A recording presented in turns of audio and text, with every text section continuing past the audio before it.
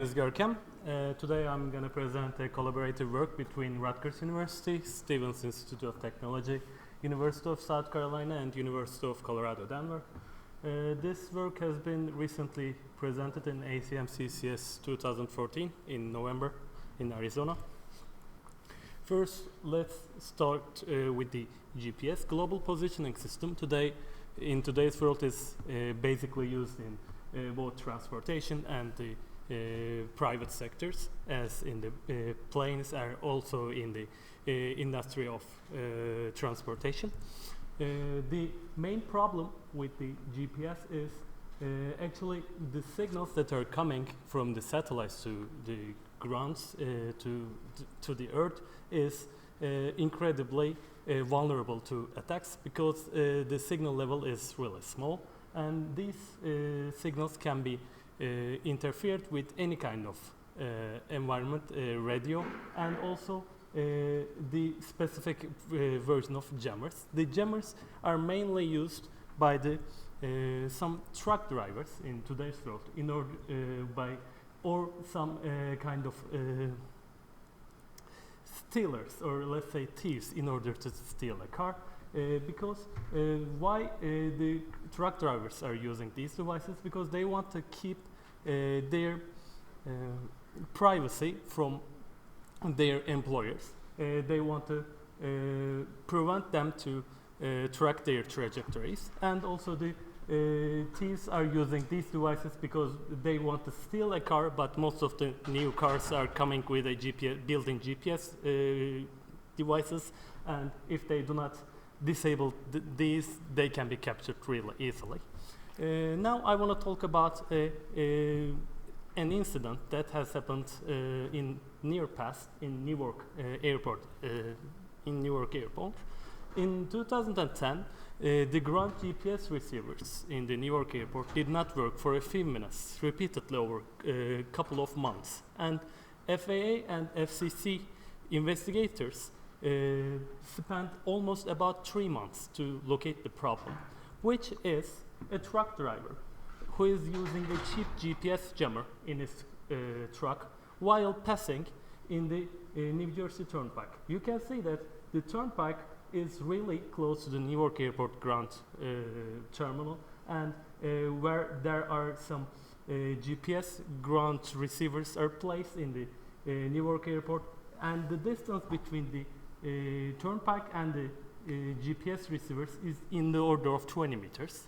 And the radius of these jammers, however, is in the order of 80 and even 100 meters. So with a cost of $50, you can buy one of these devices, and you can disrupt the GPS signal in your car, but also in anywhere nearby a 100-meter radius. So this is a really critical subject, and after this airport incident, the researchers started to pay more attention to this subject. I want to talk about some current solutions. The first one is the handheld devices that specifically work at GPS frequency, which is 1.5 gigahertz, and you have to hold it by hand, and you have to direct it to the cars in order to check if this car is using a jammer or not. Since it is not a really reliable solution, because it only can be used in the static scenarios, such that when a car is moving, you cannot detect it by using these devices. And the other down factor for these devices, they can only be used manually and for a short period of time. And also standard wireless localization techniques are also used to pinpoint the jammers, but they're usually not sufficient enough, because the cars are moving, and usually because of the platooning effect, there are more than one cars that are passing together, and it's really hard to identify. Now, what is needed? We need a detection and identification system that is automated, such that this system could be worked by itself with limited human intervention, with high accuracy, because we want the the police actually to use our system, but it needs to work with high accuracy, because if they can capture some not guilty person, it could cause some problems. And also it could cause a low cost because we are proposing that it can be used most widely in the United States. What we are doing in our jamming detection system, we are talking about some monitoring points. In these monitoring points, we are actually using some kind of energy detection. Why are we doing that? Because in the spectrum for the 1.5 gigahertz that is reserved for the GPS frequency, there can be no transmission at this frequency because it is illegal. Because of the signal level is too low in the ground level, if you're transmitting at this frequency, it will interfere with the GPS signal and it will cause some problems. And that's why we are using this energy detection solution. While using this, we are just using a simple threshold algorithm such that if the energy around an area is greater than this threshold, we can say that there can be a jammer around, and for this we are using a monitoring points just next to some critical positions. We are also using a camera, if you can see it here. This is the reason of identifying the cars, because there can be several cars that are moving together, and we need to first record their license plates and then notify the police, the authorities, such that they can take some precautions about these cars. The second object in our system is mobile phones, because we know that we cannot place monitoring points in each critical position because it will be costly. But mobile phones is widely used in almost everybody's pocket right now. So if we can find a way to use mobile phones to detect these kind of jammers, it will help us a lot, and I will talk about how we can do this in the next parts of my presentation. Let's take a scenario and it will make things clear in your mind also. Let's say, bless it, at monitoring point 1, let's say we place the monitoring point in nearby a really busy turnpike, let's say, and we assume that the jammer was detected by using our energy detection algorithm. And by using the camera, we identify that there are about 6 cars at the time of the detection from the monitoring point 1. So we know that one of these cars is the guilty one, but we don't know which car is it, because all of the cars are really nearby of each other, and right by using only one monitoring point, there is no way that which car transmits the signal. With this logic, we propose to use one more monitoring point that is a couple of miles distant from the first one. And we also assume that there is no exit between the monitoring point 1 and monitoring point 2. So the guilty car will also be moving in the direction such that it will also be caught at monitoring point 2. At this time, we have a different set of cars. Let's say in this position, about 5 or let's say 6 different cars that are captured with our camera, because I will show you how we place the camera such that we can capture all the angles in the road. What we are proposing is to intersect these two sets at monitoring point 1 and at monitoring point 2, such that if the distance between these monitoring points is too large, the likelihood of having more than one car in these two sets gets really small, and we can, with high probability, identify the car. Let's talk about some experiments that we did in order to verify this algorithm. It shows a suburban highway, suburban way in Princeton, and we placed monitoring points with a distance of 3 miles from each other. At each monitoring point, we are using a USRP device, which is a radio peripheral M210 with a laptop and GNU radio scripts, such that we can record the signal, and actually we use the USRP both to transmit the signal, because we also are doing the jamming stuff for ourselves, because there is no jammer around with our idea, and by using the monitoring point, we are also recording the signal such that when the car is moving by, we try to catch the signal. The monitoring point location, we parked our car. This is just a parking place such that we can safely park our car. And you can see that the camera is placed on an overpass such that we can record all the cars that are moving in both directions. And our purpose is to just record their license plates, and we will use it as a comparison technique in two monitoring point locations. This is the first one, and the second one is a bus stop that we just safely could park, and there is no picture for this, but the second one is just 3 miles distant from this one. What we are proposing, after we park our car, we are using the USRP, as I said earlier. We are using an antenna that is recording the signal, actually that listens the frequency, and we directed the antenna perpendicular to the road. Why we are using this direction? Because when the signal transmits, we get the maximum received signal when the car is closest to the monitoring point, and this is actually can be seen by the red dashed line in this graph.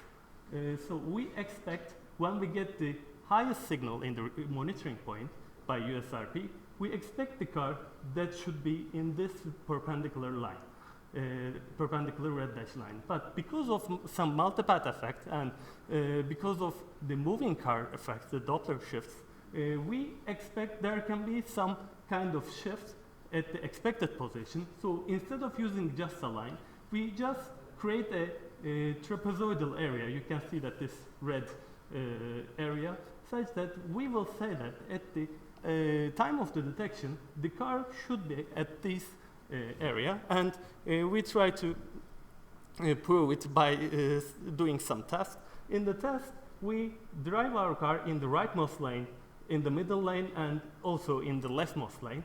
And these are the location of the car at the time of the detection. The blue points are the location, and 0 is the position of the roadside monitoring point. You can see that they are really close to the perpendicular line, but not always at the same. They're a little bit shifted. So by using these 20 different locations, we created this trapezoidal area. And we are sure that we just make sure that all of the points that are inside this area.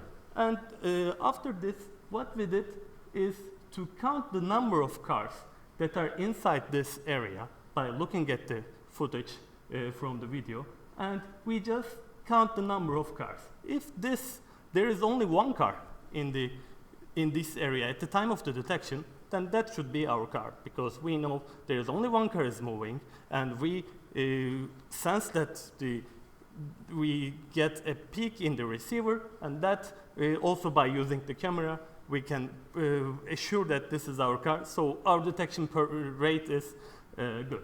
But if there is more than one car, then we don't know any way to say that which car is the transmitter. And you can see that is in the monitoring point 1, in 13 out of 20 cases, there is only one car.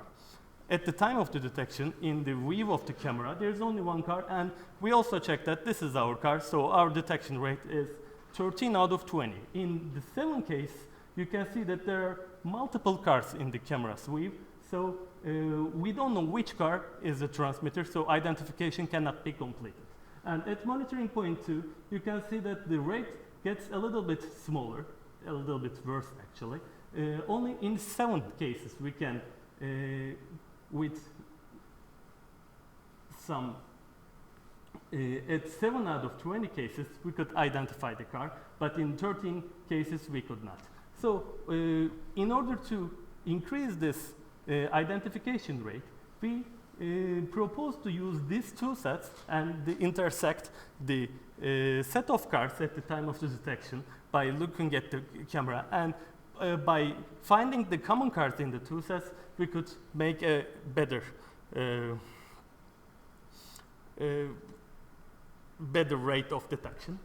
And The good thing is there is no false positive rate. So such that when the time when we get the interfered signal by the receiver, we just looked at the footage, and in all of the footages we could see our car. So the false positive rate is 0, and the detection rate, as I said, 13 and 7 out of 20 for different detection rates. And we used the intersection method to minimize the candidate vehicle test at monitoring point 1 and monitoring point 2. You can see that the red square shows us the transmitter car at monitoring point 1 and at monitoring point 2.